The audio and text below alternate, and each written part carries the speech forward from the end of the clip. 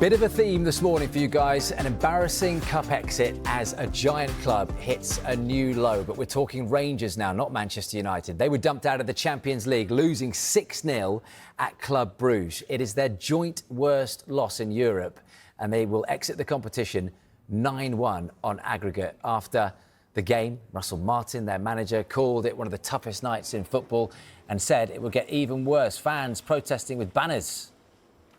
For the fans, I have nothing but an apology. I'm really sorry they had to witness that, and it is humiliating, it's really painful. I don't think we've learned anything new tonight, just really hurt, really embarrassed by the defeat. It's probably the toughest night I've had as a head coach and manager. It doesn't change the fact that I think we can get this place going, we can get the team going. It's my responsibility, the team, so I have to accept all of it. But it won't affect the work that we do moving forward and to get ready for Sunday, because that has to be the focus now. Chris Boyd was watching for us last night, and by the time the 6th goal had gone in, he'd seen enough. I cannot work in these conditions.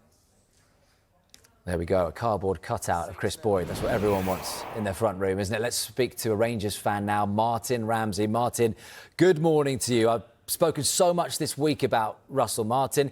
We've spoken so much this week about Celtic as well, and I'm sure you'll mention their name. And of course, it's the Old Firm on Sunday, isn't it? How do you sum up, firstly, that defeat last night in the Champions League and the way that you whimpered out of that competition? Well, I thought the first half last week was as big a shambles as I was likely to see for a while, but never let it be said that my club can't push the boundaries of what's possible.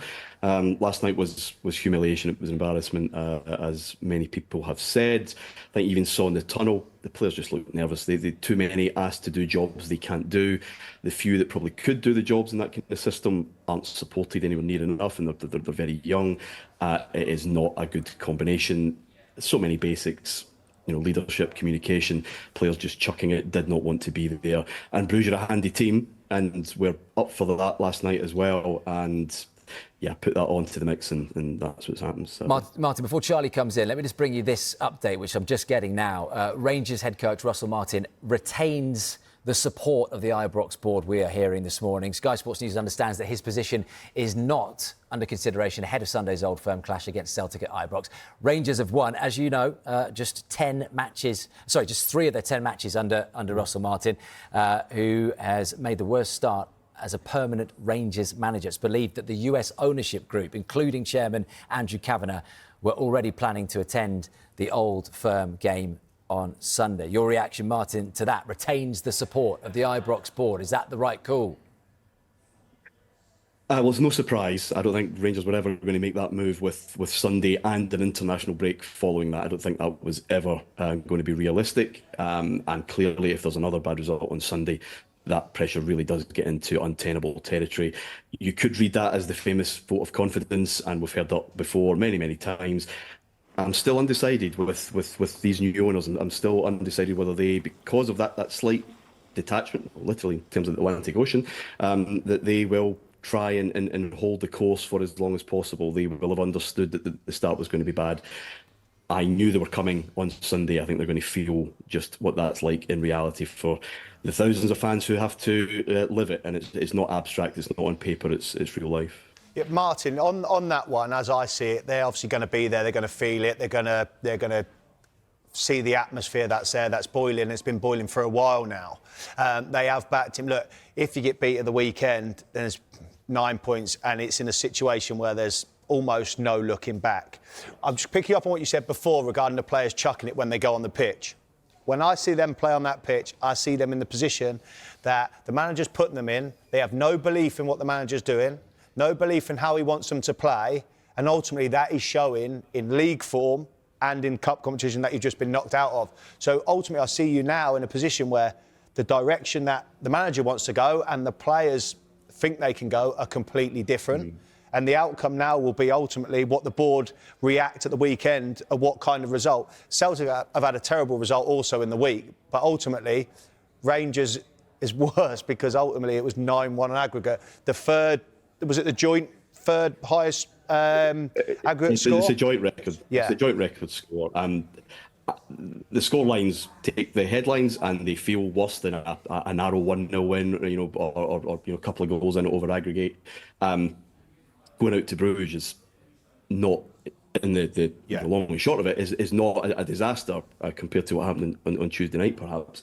But that's not how football works. 6-0, and it could have been far more. I think we all saw that. And your point's right. The ownership clearly, I think I said last week, want to move to a football and structure style that's more attacking, more possession-based, more systems-based than maybe we've been used to over the last few years, where we've tried to kind of mend and make do and just get a pragmatist in, get a good bounce and kind of take it from there. That's all well and good. You still need the guy who can sell that, and I think this is Russell Martin's biggest problem. The strength of personality, the respect, the gravitas, the CV that just keeps fans and, more importantly, players on track, even through these bumps. But more importantly than anything else, they have not delivered the big players that everyone else can hang off of. But Martin, you've got to be able to adapt, right? And Charlie, I know, is on board with this, but we saw it with Postecoglou last season. Even in the end of Postecoglou's tenure at Spurs, he did adapt. And in that Europa League final, he adapted and he got them into the Champions League. All right, he lost his job. Russell Martin, live by the sword, die by the sword, wants to play like Pep Guardiola. Even last night, Martin, you're down to 10 men after 8 minutes. You're out. Let's face it, you're out. You're down to 10, you're 3-1 down on aggregate at that stage, 0-0. You don't lose at 6-0. You put 6 at the back. You don't lose 6-0. And you're preaching to the converted here. I am far more to the pragmatic spectrum of what I expect from football teams and football managers. But I'm just aware of where the game's going now. And if an ownership want that style, eventually, I'm talking not August and September, I'm talking 2-3 years, that they will hang on to that. Well, that's the theory anyway. Whether they do or not, as I said, is going to be a big test.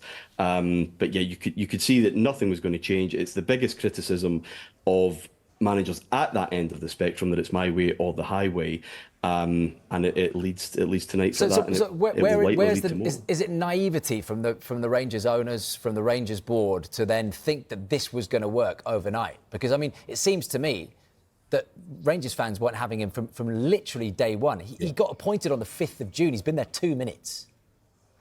Yeah. Naivety to expect it done, I would agree. I'm not sure that they did expect it to be fixed and to go that in turbo speed to where they want to go. But that's a different conversation in the abstract, and you can put plans together, 3-year plans here, there and everywhere. This is not a normal club. It is not a normal fan base. Martin, them 3-year plans, sorry, Martin, them 3-year plans, we talk about 5-year plans, all this, it's a results business. Like, they're out the window. Like they are, you can say, we want to play this style of football, we want to play that style, but we can only pass out from the back. Listen, if you're getting beat 4-0 and you give the ball away in your own half 3 times and they've conceded from every time, get it up the pitch. You know what I mean? I'd look at it now, of this week, definitely, that it is an absolute disaster for Scottish football, that both top clubs have gone out of the Champions League. Like, they're in the position now where everyone's looking at, you're on about names, attracting names to the club and that can play a certain style. I don't see that happening at all. That's the same with Celtic. You buy players from the down here in England, but ultimately it's almost the inflation down here in the transfer market is obviously massive. So the players that come up there, the clubs are laughing that you pay the money for them. But also I see it as now, if you're a Hibs fan, Aberdeen fan, you're like, right now, this is the time we can really go after them too. This is as close as we can get to them too. And if they don't take over this or run them as close as possible, then I almost feel like Scottish football is going to dip also, even more. Great point. But Charlie, also on top of that, Martin, is the fact that this was your chance. You know, Celtic were not high on their perch this season, were they? There's all sorts going on behind the scenes there. I mean, Charlie's got a point, isn't it? This week has really focused in on the fact, I mean, you're seeing Stuart's message on screen there saying if they don't sack Russell Martin, they don't care about the fans. But this week, the bigger picture has really magnified on the fact of how far away you are from all the other boys. I know you don't like that phrase, south of the border. Without question, and it manifests itself in the kind of transfer business that we can do. So if you are buying players from the Championship, what team in the Championship is there are many big clubs and storied clubs there. Who's playing with this kind of pressure week after week after week that can come up and adapt immediately to that? And that is continually, we can argue about systems and ideologies and coaches. You need to hang your hat on 3 or 4 players and a manager that has that gravitas and that respect. And that's been the problem, obviously, from day one. He can't sell those ideas. And, yeah, there's huge decisions to be made next week. Martin, one-word answer. One-word answer. Lose, and lose heavily, let's say, against Celtic, Old Firm Sunday. Gone? Without question. 2 words, but we'll take it. Martin, thank you very much. There we go. Martin's thoughts, the Rangers fan. Many Rangers fans agreeing with Martin this morning.